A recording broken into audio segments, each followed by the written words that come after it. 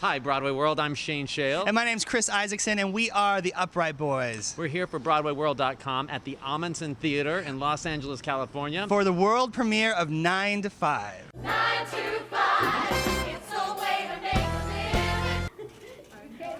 living. I'm just a backwoods Barbie in a push-up bra and heels. This is BroadwayWorld.com, Hi, everyone. BroadwayWorld.com. And we're the new correspondents in LA. And I hear you channel Dolly Parton. I do? That's what people all the are boys saying. are saying. Oh, well, that's good. If the boys are The saying it. boys are saying it. They were If sitting. the boys are saying They were it. sitting in the rafters and they felt it. Yeah. We Well, talked to some boys in the good. rafters. That's good. Yeah. Because I can't do like an impression of her. I'm not that talented. But I swear, you say one more word about me and I'll get that gun of mine and I'll change you from a rooster to a hen with one shot.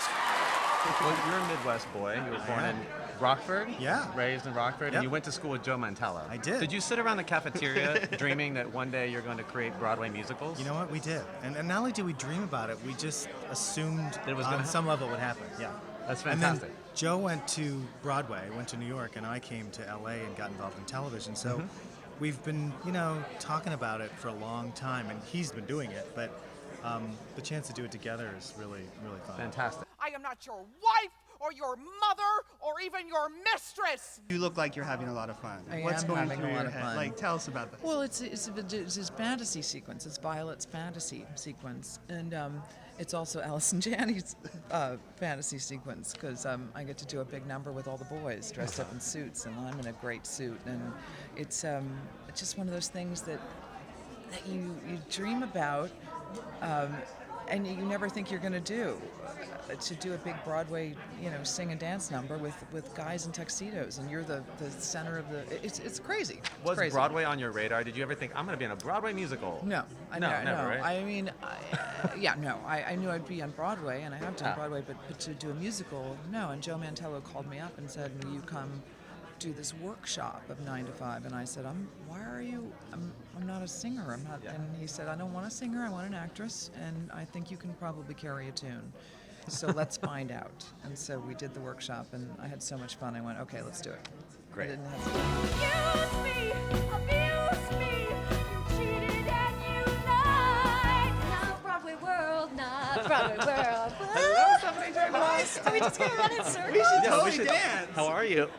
My guest book in my dressing room is the Jane Fonda workout book, and I'm having people sign that as my guest book. It's the hardest workout. It remains the hardest workout I've ever done. It beats Tybo. And I'm just saying, in the book, she's an equal opportunity employer, as there is a beautiful African-American woman in a unitard and an eye patch. Please pick up the Jane Fonda workout book, because the eye patch takes you over the edge. When you took this from screen to stage, what were the hardest cuts you had to make as a book writer? Wow, nothing felt hard to cut because we really got the whole story is there. It was more a decision about what's better as a song and what's better as a scene. What should play, what serves the story in the best way. So I never felt like I was losing anything.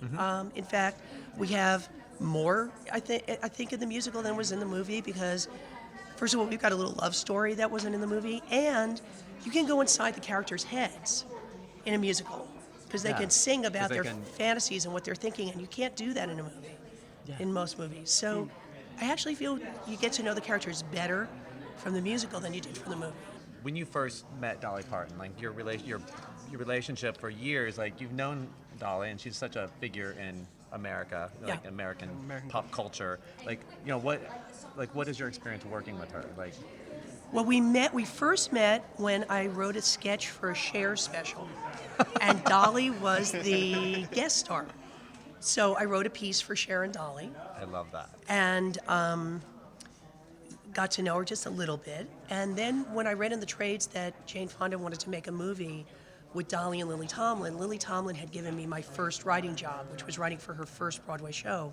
So I thought, well, gee, I'm perfect. Oh, I do enjoy the view. Before 9 to 5, before you were in 9 to 5, did you ever have any experience with bondage? Honestly, no. I tried. No, I'm being honest. We were no. What's really been cool I don't know if anyone else has said it, is watching her experience something for the first time. Now, this is somebody who's had a career. She's already been honored by the Kennedy Center, and she's deciding to try something new at this point of her life and her career, and it's been really cool watching her experience the process. Damn you! You are gonna pay for this! I've had my share of 9 to 5s and 5 to midnights. I worked at Disneyland for many, many years, and it did get fun once I became a princess, but before that, I was one of the 3 little pigs in the Disneyland parade. Oh, I worked for the Gap. Oh, no. I worked for the Gap. I worked so you for the know Gap. how to fold a T-shirt. Dude, let me You tell know you how to fold something. a t-shirt. I go beyond Garanimals. Do you understand? But I worked for the Gap when they were fall into the Gap. Yeah. You know what? It was selling vinyl handbags.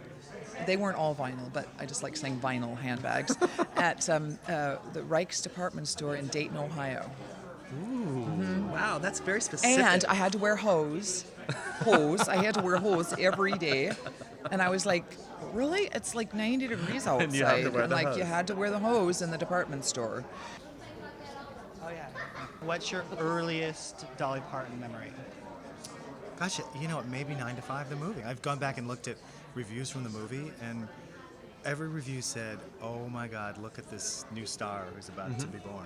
I can't remember my first memory of Dolly because I'd always loved her and I grew up with a lot of country music, but I would say my strongest memory of Dolly was the film, 9 to 5. Oh, wow. Like that was where, because that was her first, that was the first time she was ever on film Introduction before, to- and it was yeah. like, whoa, Dolly Parton's on, and wow, she's really good. I gotta remember Islands in the Stream. I think doesn't we get were better than that. carpooling to school, and I loved it, and Yeah. I remembered every lyric, and I just remembered the grizzly bear guy and the really beautiful petite woman. My mom would never sing to me when I was little because she read this article about how tone-deaf mothers should never sing to their children. So she never sang to me, and I always begged her to, and so she'd put on music.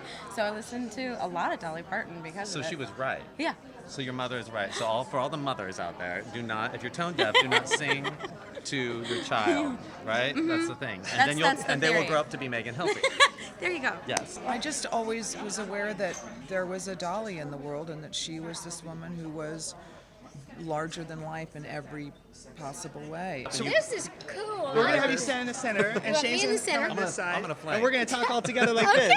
all right, let's do. This is really fun. Yes, All right. it is. Did you ever think you would write a Broadway musical? No, I never thought about it. Oh, actually, I had been hoping to write my own life story as a musical, but then when this came up, I thought, well, this is perfect because I know all about those characters. I know all about 9 to 5. For almost 30 years, I've lived with the movie, but it went better than I thought it might.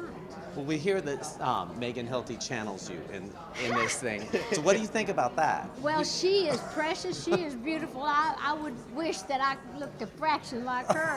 Well, Backwards Barbie, of course, is my new CD, and it's really about me, but it fits Dorothy perfect. I love wrote that it CD. for her, and so of course that's the one that I'm personally involved with. But Get Out and Stay Out's another really great one that Stephanie J. Block does, and one of the boys that Allison sings. It's like they're all good. They're all like my kids. I always said my songs are like my children, and I expect them to support me when I'm old. Cute. See you on Broadway.